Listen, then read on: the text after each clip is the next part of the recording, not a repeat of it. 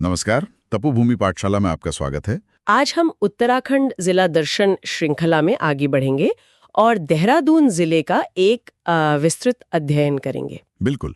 तो चलिए सबसे पहले देहरादून के नाम के अर्थ से ही शुरू करते हैं। सुना है ये नाम दो शब्दों से मिलकर बना है। जी, ये शब्द है देहरा और दून। इसमें देहरा का मतलब होता है डेरा या कह सकते हैं शिविर, और दून का मतलब होता है घाटी। और इसके नाम के पीछे एक ऐतिहासिक मान्यता भी है, शायद गुरु रामराय जी से जुड़ी हुई है। हाँ बिल्कुल, कहा जाता है कि सिख गुरु रामराय ने 1676 में देहरादून में डेरा डाला था। अच्छा, तो उसी डेरा शब्द से देहरा बना और फिर देहरादून नाम पड़ा। जी, एक और मान्यता भी है जो इस क्षेत्र को और भी प्राचीन काल से जोड़ती है। वो कौन सी? माना जाता है कि यहाँ आचार्य द्रोण ने तपस्या की थी और इसी वजह से इस इलाके को पहले द्रोण नगर भी कहते थे। और फिर द्रोण नगर से ही बाद में इसका नाम देहरादून हो गया। जी, वैसे देहरादून का एक और प्राचीन नाम मिलता है पृथ्वीपुर। अच्छा, और यहाँ के ऐतिहासिक महत्व की बात करें तो कालसी का अशोक शिलालेख बहुत महत्वपूर्ण है। बिल्कुल, उससे इस बात की पुष्टि होती है कि ये पूरा क्षेत्र मौर्यों के अधीन था। और अगर हम थोड़ा आगे बढ़ें तो 1804 तक देहरादून गढ़वाल के पवार वंश के राजाओं के अधीन था। लेकिन 1804 में एक बहुत बड़ा बदलाव आया। प्रद्युम्न शाह और गोरखा सेना के बीच एक युद्ध हुआ। हाँ, ये देहरादून के खड़बड़ा मैदान पर हुआ था ना? जी, और इस युद्ध में प्रद्युम्न शाह की मृत्यु हो गई, जिसके बाद गोरखाओं ने इस क्षेत्र पर अपना शासन स्थापित कर लिया। लेकिन गोरखाओं का शासन भी शायद ज्यादा लंबा नहीं चला। नहीं, 1814 में देहरादून के नाला पानी में ब्रिटिश सेना और गोरखाओं के बीच एक और युद्ध हुआ। इस युद्ध में ब्रिटिश सेना का नेतृत्व कौन कर रहा था? ब्रिटिश सेना का नेतृत्व जनरल जिलेस्बी कर रहे थे और गोरखा सेना का वो बलभद्र थापा। और नतीजा ये हुआ कि इस युद्ध में गोरखाओं की हार हुई और ये क्षेत्र अब अंग्रेजों के अधीन हो गया। अंग्रेजों के आने के बाद तो फिर यहाँ प्रशासनिक बदलाव भी शुरू हुए होंगे। जी बिल्कुल। 1817 में देहरादून को एक जिला बनाया गया और इसे सहारनपुर मंडल में शामिल कर दिया गया। फिर कुछ साल बाद 1825 में इसे कुमाऊं कमिश्नरी में शामिल किया गया। हाँ, और फिर 1829 में देहरादून को कुमाऊं कमिश्नरी से अलग करके मेरठ मंडल में डाल दिया गया। और आज़ादी के बाद 1975 में देहरादून जनपद को गढ़वाल मंडल में शामिल किया गया। और हाल के वर्षों की बात करें तो 9 दिसंबर 1998 को देहरादून को नगर निगम बना दिया गया। चलिए अब देहरादून की भौगोलिक स्थिति और इसकी सीमाओं को समझते हैं। तो इसके पूर्व में टिहरी, उत्तरकाशी और पौड़ी जिले पड़ते हैं। और पश्चिम में इसकी सीमा उत्तर प्रदेश राज्य से लगती है। उत्तर में उत्तरकाशी और हिमाचल प्रदेश हैं और दक्षिण की तरफ हरिद्वार जिला है। यहाँ से गुजरने वाले कुछ राष्ट्रीय राजमार्ग भी बहुत महत्वपूर्ण हैं, जैसे NH7। जी, NH7 अंबाला पोंटा साहिब से होते हुए देहरादून और ऋषिकेश तक जाता है। एक और है NH507।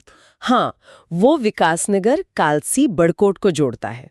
फिर है NH34 जो दिल्ली से बद्रीनाथ माणा तक जाता है। और एक NH307 भी है जो छुटमलपुर से देहरादून तक है। भौगोलिक दृष्टि से एक और जरूरी बात यह है कि देहरादून उत्तराखंड का सबसे पश्चिमी जिला है और ये दो राज्यों से अपनी सीमा बनाता है, हिमाचल प्रदेश और उत्तर प्रदेश। चलिए अब देहरादून के प्रमुख स्थलों पर नजर डालते हैं और शुरुआत करते हैं सबसे प्रसिद्ध मसूरी से।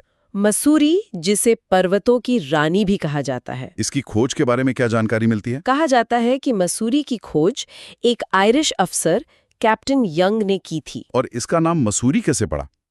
इसका नाम यहाँ बहुतायत में उगने वाले एक पौधे मंसूर के नाम पर पड़ा। अच्छा, मसूरी को गंगोत्री और यमुनोत्री का प्रवेश द्वार भी माना जाता है। जी बिल्कुल। और यहाँ के ऐतिहासिक विकास की बात करें तो 1843 में मसूरी में एक पुस्तकालय समिति का गठन हुआ था। और इसी समिति ने मसूरी स्टेशन लाइब्रेरी की स्थापना की थी। हाँ, और इससे भी पहले 1842 में एक आयरिश व्यक्ति थे, जॉन मैकिनन। उन्होंने मसूरी में पहला छापाखाना लगाया था। और उसी छापाखाने से द हिल्स नाम का एक अखबार भी निकाला था। सही कहा। और ब्रिटिश सरकार ने भी 1842 में ही मसूरी नगरपालिका का प्रस्ताव पास कर दिया था। मसूरी का संबंध राष्ट्रीय आंदोलन से भी रहा है।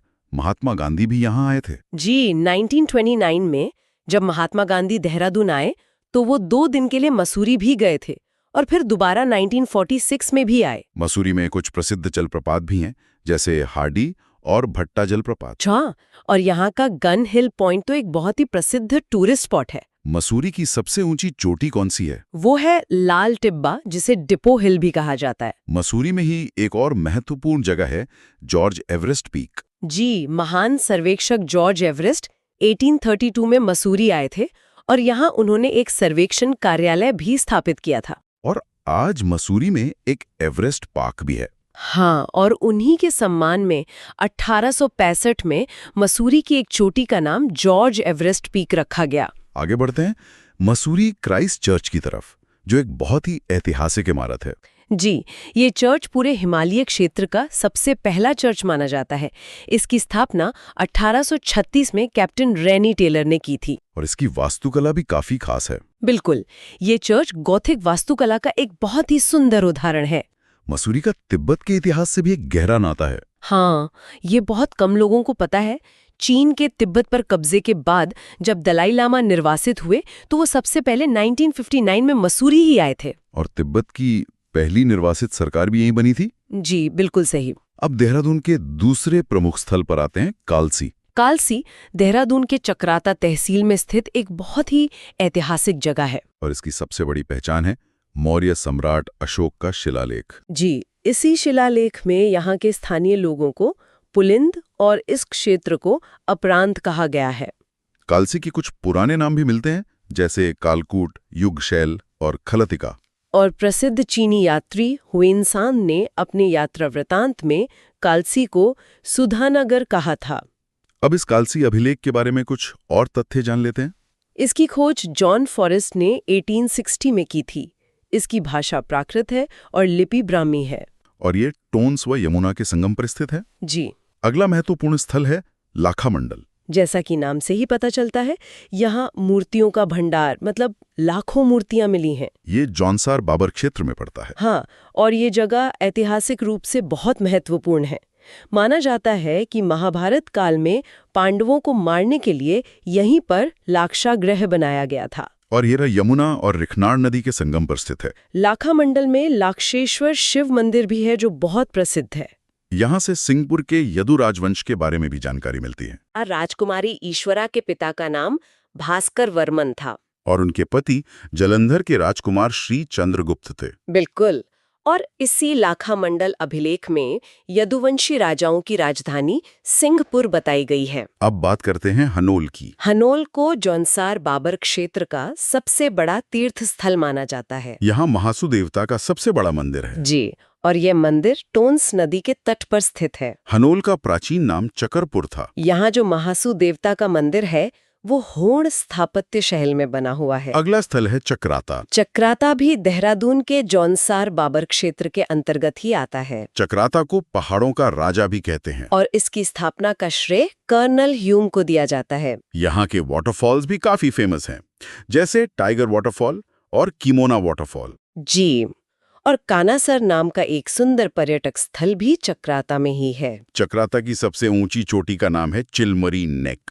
और देववन पिकनिक स्पॉट भी चक्राता का एक प्रमुख आकर्षण है। यहीं पर बैराटगढ़ भी है, जो चक्राता से करीब 15-16 किलोमीटर दूर चौरानी चोटी पर है। यहाँ कुछ पुराने खंडहर मिलते हैं और ऐसी मान्यता है कि ये महाभारत काल में पुलिंद राजा विराट की राजधानी थी। अब बात करते हैं ऋषिकेश की। ऋषिकेश गंगा और चंद्रभागा नदी के संगम पर स्थित है। केदारखंड में ऋषिकेश को कुब्जामरक कहा गया है। और आज तो ऋषिकेश को योग की राजधानी के रूप में पूरी दुनिया में जाना जाता है। यहाँ का त्रिवेणी घाट बहुत प्रसिद्ध है, जहाँ माना जाता है कि गंगा, यमुना और सरस्वती का संगम होता है।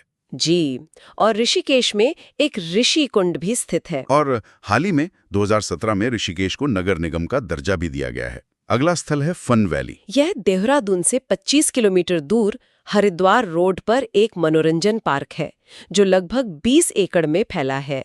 अब बात करते हैं गुच्छू पानी की। गुच्छू पानी देहरादून का एक बहुत प्रसिद्ध पिकनिक स्पॉट है। इसे रॉबर्स केव यानी लुटेरों की गुफा भी कहा जाता है। और शहर के बीचों बीच जो घंटाघर है, उसकी भी अपनी एक कहानी है। जी, 24 जुलाई 1948 को सरोजनी नायडू ने इस घंटाघर का शिलान्यास किया था। इसके निर्माता कुंवर आनंद सिंह थे और शुरुआत में इसका नाम बलबीर टॉवर था। और इस घंटाघर का उद्घाटन 23 अक्टूबर 1953 को लाल बहादुर शास्त्री जी ने किया था। अब देहरादून के कुछ प्रमुख मंदिरों की बात करते हैं। सबसे पहले टपकेश्वर महादेव मंदिर। ये देहरादून से लगभग 6 किलोमीटर दूर है और भगवान शिव को समर्पित है। ये मंदिर एक प्राकृतिक गुफा में है, जहां शिवलिंग पर पानी की बूंदें टपकती रहती हैं। बिल्कुल, इसी वजह से इसका नाम टपकेश्वर पड़ा और यहाँ शिवरात्रि पर टपकेश्वर मेला भी लगता है। दूसरा है गुरु रामराय दरबार। जैसा हमने पहले बात की थी, सिखों के गुरु राम राय 1676 में देहरादून आए और धमुवाला में बस गए। तब गढ़वाल के राजा फतेहपति शाह ने उन्हें 3 गांव दान में दिए थे। और 1699 में गुरु रामराय ने देहरादून के धमुवाला में गुरु रामराय दरबार की स्थापना की। जी, जिसे झंडा दरबार भी कहते हैं। ये दरबार मुगल वास्तुकला से बना है।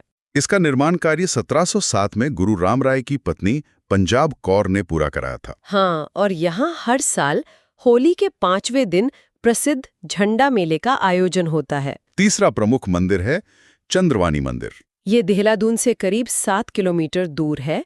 मान्यता है कि इस जगह पर महर्षि गौतम अपनी पुत्री अंजनी और पत्नी के साथ रहते थे। और चंद्रवानी मंदिर के पास ही गौतम कुंड भी स्थित है। जी, अन्य मंदिरों में संतोला देवी मंदिर भी काफी प्रसिद्ध है। और एक है सिद्धेश्वर मंदिर, जो केदारपुरम में मोथरोवाला रोड पर है। देहरादून में 4 सिद्ध पीठ भी बहुत प्रसिद्ध हैं। हाँ, लक्ष्मण सिद्ध, कालू सिद्ध, मारक सिद्ध और मोडू सिद्ध। लक्ष्मण सिद्ध देहरादून से पूर्व में है, कालू सिद्ध भानियावाला के पास है, और माणक सिद्ध पश्चिम में बुड्ढी गांव के पास है, और मोडू सिद्ध प्रेमनगर के पास। बिल्कुल। अब बात करते हैं बुद्धा टेम्पल की। देहरादून के क्लेमेंट टाउन में स्थित ये बहुत ही भव्य मंदिर है। इसका निर्माण 1965 में शुरू हुआ था। इसे कोचेन रिनपोचे नामक एक बौद्ध भिक्षु ने दूसरे भिक्षुओं के साथ मिलकर बनवाया था। इसकी वास्तुकला जापानी शैली से प्रेरित है। इस बुद्धा टेम्पल को मिंडरोलिंग मोनास्ट्री के नाम से भी जाना जाता है। यहाँ जो बौद्ध स्तूप है, उसकी स्थापना 28 अक्टूबर 2002 में की गई थी। ये काफी ऊंचा है ना? जी, इसकी ऊंचाई 220 फीट है और यहाँ भगवान बुद्ध की 103 फीट ऊंची प्रतिमा स्थापित है। चलिए, अब देहरादून जिले के प्रसिद्ध मेलों पर चर्चा करते हैं। सबसे पहले झंडा मेला। ये मेला देहरादून में हर साल होली के 5वें दिन बाद आयोजित होता है। यह मेला गुरु रामराय जी के जन्म दिवस के अवसर पर शुरू होता है और 15 दिनों तक चलता है। जी, माना जाता है कि इसी दिन गुरु रामराय जी 1676 में देहरादून आए थे। इस मेले में पंजाब से बहुत से भक्त आते हैं, जिन्हें संगत कहा जाता है। दूसरा प्रसिद्ध मेला है नुड़ाई मेला। ये मेला देहरादून के जौनसार क्षेत्र चक्राता में श्रावण के महीने में आयोजित किया जाता है। तीसरा है टपकेश्वर मेला। जैसा हमने पहले बात की, ये मेला देवधारा नदी के किनारे टपकेश्वर शिव मंदिर में लगता है। चौथा है भद्रराज मेला। ये मेला मसूरी से 15 किलोमीटर दूर भद्रराज मंदिर में लगता है और ये मंदिर भगवान बालभद्र को समर्पित है। इसके अलावा बिस्सू मेला भी है, जो जौनसार बाबर क्षेत्र का एक प्रसिद्ध मेला है। और फिर है वीर केसरी चंद मेला। ये मेला चक्राता में आयोजित होता है। वीर केसरी चंद का जन्म 1 नवंबर 1920 को चक्राता के पास क्यावा गांव में हुआ था। वीर केसरी चंद पहले सेना में थे और बाद में आजाद हिंद फौज में भर्ती हो गए थे। उन पर मुकदमा चला और 3 मई 1945 को उन्हें फांसी दे दी गई। उन्हीं की याद में ये मेला लगता है। अब देहरादून के नदी तंत्र को समझते हैं। सबसे पहले बात करते हैं टोन्स नदी की, जो यमुना की प्रमुख सहायक नदी है। इन दोनों का संगम देहरादून में कालसी के पास होता है। और टोन्स नदी पर कुछ प्रमुख जल विद्युत परियोजनाएं भी हैं। जी, इनमें किसाऊ बांध परियोजना, छिब्रो बांध परियोजना और इचारी बांध परियोजना शामिल हैं। अब यमुना नदी की बात करते हैं। यमुना नदी देहरादून में लाखा मंडल से प्रवेश करती है। देहरादून के कालसी में अमलाव नदी यमुना से मिलती है और कालसी से थोड़ी ही दूर पर टोन्स नदी भी यमुना में मिल जाती है। और यमुना टोन्स संगम के बाद कुछ दूरी पर डाक पत्थर बैराज बनाया गया है। इस डाक पत्थर बैराज से एक नहर निकाली गई है, जिसे शक्ति नहर कहते हैं, और इस पर कई परियोजनाएं हैं। कौन कौन सी? शक्ति नहर पर ढकरानी बांध, ढालीपुर बांध, आसन बैराज और कुल्हाल बांध परियोजना स्थित है। और यमुना नदी पर सीधे भी कुछ अन्य परियोजनाएं हैं। हाँ, इनमें ब्यासी जल विद्युत परियोजना, खोदरी परियोजना और लखवाड़ बांध परियोजना प्रमुख है। अगली नदी है आसन नदी। आसन नदी देहरादून के आशारोड़ी देहरा मार्ग के पश्चिम से निकलती है और रामपुर मंडी के पास शक्ति नहर में मिल जाती है। अब बात करते हैं रिस्पना नदी की। रिस्पना का मूल नाम ऋषिपर्णा नदी था। यह बिंदाल नदी की सहायक नदी है। बिंदाल और रिस्पना नदियां मोथरोवाला में मिलती हैं और वहां से ये दोनों मिलकर सोंग नदी में मिल जाती हैं। बिल्कुल। अब सोंग नदी की बात करते हैं। सोंग नदी गंगा की सहायक नदी है और यह रायपुर में गंगा में मिल जाती है। सोंग की एक सहायक नदी बाल्दी नदी है, जिस पर प्रसिद्ध सहस्त्रधारा जलप्रपात है। और रिस्पना व बिंदाल भी सोंग की ही सहायक नदियां हैं। तो अब देहरादून के सभी प्रमुख जलप्रपातों को एक साथ देख लेते हैं। टाइगर फॉल और किमोना फॉल ये दोनों चक्राता में हैं। और सहस्त्रधारा जलप्रपात जो बाल्दी नदी पर है, इसके पानी में गंधक पाया जाता है। जी। और हार्डी, भट्टा और मासी जलप्रपात ये तीनों मसूरी में है। इनके अलावा शिखर फॉल भी यही है और एक प्रसिद्ध कुंड भी है, गौतम कुंड। हाँ, ये देहरादून से 7 किलोमीटर दूर चंद्रबानी मंदिर के पास है। मान्यता है कि यहाँ महर्षि गौतम ने तपस्या की थी। अब देहरादून में स्थित प्रमुख राष्ट्रीय संस्थानों पर आते हैं, जो इस शहर की एक बड़ी पहचान है। पहला और सबसे पुराना है भारतीय सर्वेक्षण विभाग, यानी सर्वे ऑफ इंडिया। ये भारत के नक्शे बनाने वाली केंद्रीय एजेंसी है। इसकी स्थापना तो 1767 में बंगाल में हुई थी। जी, और 1942 में इसे देहरादून शिफ्ट कर दिया गया। और इसी विभाग के महानिरीक्षक जॉर्ज एवरेस्ट को माउंट एवरेस्ट की ऊंचाई मापने का श्रेय जाता है। बिल्कुल। दूसरा है भारतीय वन अनुसंधान संस्थान, यानी FRI। इसका इतिहास भी काफी पुराना है। 1878 में देहरादून में फॉरेस्ट स्कूल ऑफ देहरादून की स्थापना हुई थी। हाँ, फिर 1884 में इसका नाम imperial forest school of Dehradun हुआ और 1906 में इसे इंपीरियल फॉरेस्ट रिसर्च इंस्टीट्यूट यानी FRI का नाम मिला। अब इसे इंडियन फॉरेस्ट रिसर्च इंस्टीट्यूट कहते हैं। इसकी इमारत भी बहुत भव्य है, जिसे ब्रिटिश आर्किटेक्ट ब्लॉमफील्ड ने डिजाइन किया है। जी, और FRI के मुख्य गेट का नाम ब्रांडिस गेट है। वाइसरॉय लॉर्ड इरविन ने 7 नवंबर 1929 को इस भवन का उद्घाटन किया था। और 1991 में UGC ने इसे एक डीम्ड विश्वविद्यालय भी घोषित कर दिया। सही कहा। तीसरा संस्थान है राष्ट्रीय जल सर्वेक्षण कार्यालय। इसकी स्थापना तो ईस्ट इंडिया कंपनी ने 1770 में की थी। जी, फिर 1874 में इसे कोलकाता और 1954 में देहरादून शिफ्ट किया गया। तब इसका नाम नौसेना जल सर्वेक्षण कार्यालय था। और 1999 में इसका नाम बदलकर राष्ट्रीय जल सर्वेक्षण कार्यालय कर दिया गया है। अगला महत्वपूर्ण संस्थान है वाडिया हिमालयन भूविज्ञान संस्थान, यानी WIAG। इसकी स्थापना 1968 में दिल्ली में हुई थी और 1976 में इसे देहरादून लाया गया। WIAG भारत सरकार के विज्ञान एवं प्रौद्योगिकी मंत्रालय के अधीन काम करता है। पांचवां है भारतीय पेट्रोलियम संस्थान, यानी इंडियन इंस्टीट्यूट ऑफ पेट्रोलियम। इसकी स्थापना 1960 में हुई थी और इसका मुख्य काम पेट्रोलियम उत्पादों का विकास करना है। और 2019 में IIP ने देहरादून में प्लास्टिक कचरे से डीजल बनाने का एक प्लांट भी लगाया था। जी। छठा और बहुत ही महत्वपूर्ण है तेल एवं प्राकृतिक गैस निगम, यानी ONGC। इसकी स्थापना 1956 में हुई। पहले एक आयोग था, फिर 1994 में इसे निगम बना दिया गया। हाँ, और 1997 में ONGC को नवरत्न का दर्जा मिला और 2010 में ये भारत की महारत्न कंपनी बन गई। सातवां है ड्रिलिंग प्रौद्योगिकी संस्थान, जिसकी स्थापना 1978 में हुई। आठवां है भारतीय वन्य जीव संस्थान, wild life institute of India. इसकी स्थापना 1982 में हुई। इसका उद्देश्य वन्यजीव संरक्षण क्षेत्र में ट्रेनिंग और रिसर्च को बढ़ावा देना है। नौवां है भारतीय सुदूर संवेदन संस्थान, 1966 में स्थापित। 10वां है इंदिरा गांधी राष्ट्रीय वन अकादमी, जिसकी स्थापना 1987 में हुई। और इनके अलावा राष्ट्रीय दृष्टि बाधित संस्थान और आपदा न्यूनीकरण व प्रबंधन केंद्र भी देहरादून में ही है। अब देहरादून के राष्ट्रीय उद्यान और वन्यजीव विहार पर आते हैं। की स्थापना 1983 में हुई और ये 3 जिलों देहरादून, हरिद्वार और पौड़ी में फैला है। इसका क्षेत्रफल 820.42 वर्ग किलोमीटर है और मुख्यालय देहरादून में है। जी, यहाँ हाथी, शेर, टाइगर, नीलगाय जैसे कई जीव हैं, लेकिन ये खास तौर पर हाथियों के लिए प्रसिद्ध है। और इसे 2015 में टाइगर रिजर्व भी घोषित किया गया था। हाँ, ये देश का 48वां और उत्तराखंड का दूसरा टाइगर रिजर्व है। दूसरा है मसूरी वन्यजीव विहार। इसकी स्थापना 1993 में हुई। ये देहरादून में है और इसका क्षेत्रफल सिर्फ 11 वर्ग किलोमीटर है। यहाँ कौन से वन्यजीव पाए जाते हैं? यहाँ लंगूर, बंदर, सुअर, भालू, गुलदार, तीतर, पहाड़ी बटेर और चकोर जैसे वन्यजीव मिलते हैं। अब यहाँ के कुछ प्रमुख संग्रहालयों को जान लेते हैं। स्टेट वॉर मेमोरियल चीड़बाग देहरादून में है और विश्व प्राकृतिक धरोहर केंद्र भी देहरादून में ही है। वन संग्रहालय भी देहरादून में ही है। और मालसी डियर पार्क जो मसूरी रोड पर है। जी, अब बात करते हैं सिडकुल की। इसका पूरा नाम है state industrial development corporation of Uttarakhand. इसकी स्थापना 2002 में हुई और मुख्यालय देहरादून में है। सिडकुल के 7 बड़े औद्योगिक आस्थान हैं।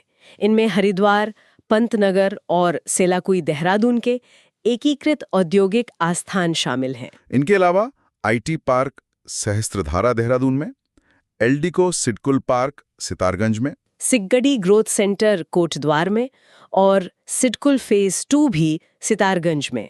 और देहरादून के प्रमुख उद्योगों में सिल्क पार्क, सीमेंट और मार्बल उद्योग आते हैं। बिल्कुल। अब उच्च शिक्षा के राष्ट्रीय स्तर के संस्थानों पर आते हैं। पहला और सबसे प्रतिष्ठित है इंडियन मिलिट्री एकेडमी, IMA। ये देहरादून में है और इसकी स्थापना 1 अक्टूबर 1932 को हुई थी। इसका औपचारिक उद्घाटन 10 दिसंबर 1932 को फील्ड मार्शल सर फिलिप चेटवुड ने किया था। IMA की मुख्य बिल्डिंग का नाम आज भी चेटवुड बिल्डिंग है। जी, और भारतीय डाक विभाग ने IMA के सम्मान में डाक टिकट भी जारी किया है। 1932 में ब्रिगेडियर LP कॉलिंस इसके पहले कमांडेंट बने थे। हाँ, और IMA के शुरुआती बैच को पायनियर बैच कहा जाता था। इसी बैच से फील्ड मार्शल सैम मॉनिकशॉ, म्यांमार के सेनाध्यक्ष स्मिथ डन और पाकिस्तान के सेनाध्यक्ष मोहम्मद मूसा भी पास आउट हुए थे। ये तो बहुत रोचक जानकारी है। जी, 1947 में ब्रिगेडियर ठाकुर महादेव सिंह IMA के पहले भारतीय कमांडेंट बने और अकादमी का आदर्श वाक्य है वीरता और बुद्धि। और 1982 में IMA की स्वर्ण जयंती पर 50 पैसे का एक डाक टिकट भी जारी हुआ था। बिल्कुल। दूसरा है इंदिरा गांधी राष्ट्रीय फॉरेस्ट अकादमी, जिसकी स्थापना 1987 में देहरादून में हुई। तीसरा है Himalayan institute of medical sciences जो जॉलीग्रांट में है और ये राज्य का पहला मेडिकल कॉलेज है। और चौथा राज्य का पहला महिला इंजीनियरिंग कॉलेज सुद्धोवाला देहरादून में स्थित है। अब कुछ हाल की समसामयिक घटनाओं पर भी नजर डाल लेते हैं। जी, देहरादून के रायपुर में कृषि व्यवसाय विकास केंद्र का लोकार्पण किया गया है। 20 सितंबर 2020 को तत्कालीन मुख्यमंत्री त्रिवेंद्र रावत और सतपाल महाराज ने इसका लोकार्पण किया था। इसका उद्देश्य ग्रामीण क्षेत्रों में रोजगार बढ़ाना है। देहरादून में सूर्यधारा झील का भी लोकार्पण हुआ है। ये झील जाखन नदी पर बनी है। इसकी लंबाई 550 मीटर, चौड़ाई 28 मीटर और गहराई 10 मीटर है। और इस सूर्यधारा झील को एक और नाम दिया गया है, स्वर्ग गजेंद्र दत्त नेथानी जलाशय। एक और महत्वपूर्ण खबर है, देहरादून की कमला थापा को मरणोपरांत फ्लोरेंस नाइटिंगेल अवार्ड 2021 से सम्मानित किया गया। जी, नर्स कमला थापा को ये अवार्ड उनकी सेवा के लिए मरणोपरांत मिला। राष्ट्रपति रामनाथ कोविंद ने एक वर्चुअल समारोह में ये अवार्ड दिया। फ्लोरेंस नाइटिंगेल पुरस्कार भारतीय नर्सिंग परिषद द्वारा दिया जाता है। हाँ, ये उन लोगों को मिलता है जिन्होंने नर्सिंग के पेशे में बहुत अच्छा काम किया हो। फ्लोरेंस नाइटिंगेल को आधुनिक नर्सिंग की जन्मदाता माना जाता है और way the lady with the lamp के नाम से प्रसिद्ध हैं। एक और बहुत ही महत्वपूर्ण घटना है आसन कंजर्वेशन रिजर्व का उत्तराखंड का पहला रामसर स्थल बनना। जी, देहरादून जिले में स्थित आसन कंजर्वेशन रिजर्व को राज्य का पहला रामसर स्थल घोषित किया गया है। यह राज्य की पहली मान्यता प्राप्त आर्द्र भूमि यानी वेटलैंड है। रामसर एक अंतर्राष्ट्रीय संधि है जो 1971 में ईरान के रामसर शहर में साइन हुई थी और भारत ने 1982 में इस संधि पर हस्ताक्षर किए थे। अब बात करते हैं वीणा पाणी जोशी जी की। प्रसिद्ध साहित्यकार और कवयित्री वीणा बाणी जोशी जी का 83 वर्ष की आयु में 6 मार्च 2020 को निधन हो गया। उनका जन्म 10 फरवरी 1934 को देहरादून में हुआ था। एक और अच्छी खबर है, देहरादून में भारत का पहला क्रिप्टोगैमिक उद्यान खोला गया है। यह उद्यान देहरादून के देवबंद क्षेत्र में खोला गया है। इसका उद्घाटन 11 जुलाई 2021 को अनूप नौटियाल ने किया। क्रिप्टोगैमिस क्या होते हैं? क्रिप्टोगैमस वे पौधे होते हैं जिनमें प्रजनन बीजाणुओं यानी स्पोर्स की मदद से होता है, जैसे थाइलोफाइटा, ब्रायोफाइट और टेरिडोफाइट। अच्छा, और दूसरे होते हैं फेनेरोगैम्स, जिनमें बीज पाए जाते हैं। बिल्कुल, जैसे जिम्नोस्पर्म और एंजियोस्पर्म। उत्तराखंड का पहला बाल मित्र थाना भी देहरादून में ही खोला गया है। जी, ये थाना देहरादून के डालनवाला कोतवाली में खोला गया। 22 जनवरी 2021 को इसका उद्घाटन हुआ और इसका मकसद बाल अपराधियों को एक बेहतर माहौल देना है। और अंत में देहरादून जनपद के प्रशासनिक ढांचे पर एक नजर डाल लेते हैं। यहाँ विधानसभा की 10 सीटें हैं। इनमें चक्राता एसटी और राजपुर एससी आरक्षित हैं। बाकी सीटें हैं विकासनगर, देहरादून, धर्मपुर, मसूरी, रायपुर, साहसपुर, ऋषिकेश और डोईवाला। और विकासखंड? 6 विकासखंड है, रायपुर, चक्राता, डोईवाला, कालसी, साहसपुर और विकासनगर। और 7 तहसीलें हैं? कालसी, त्यूनी, चक्राता, ऋषिकेश, देहरादून, विकासनगर और डोईवाला। जनसंख्या की बात करें तो? यहाँ की जनसंख्या 16,96,694 है, जो राज्य में हरिद्वार के बाद दूसरी सबसे ज्यादा है। जनघनत्व 549 है, जो राज्य में तीसरा सबसे ज्यादा है। पहले पर हरिद्वार और दूसरे पर उधम सिंह नगर हैं। यहाँ की साक्षरता दर 84.25% है, जिसमें पुरुष साक्षरता 89.40% और महिला साक्षरता 78 और यहाँ का लिंगानुपात 902 है, जो राज्य में दूसरा सबसे कम लिंगानुपात वाला जिला है। आशा करते हैं आपको ये वीडियो पसंद आई हो। मिलते हैं आपको एक और नई वीडियो में। तब तक के लिए धन्यवाद।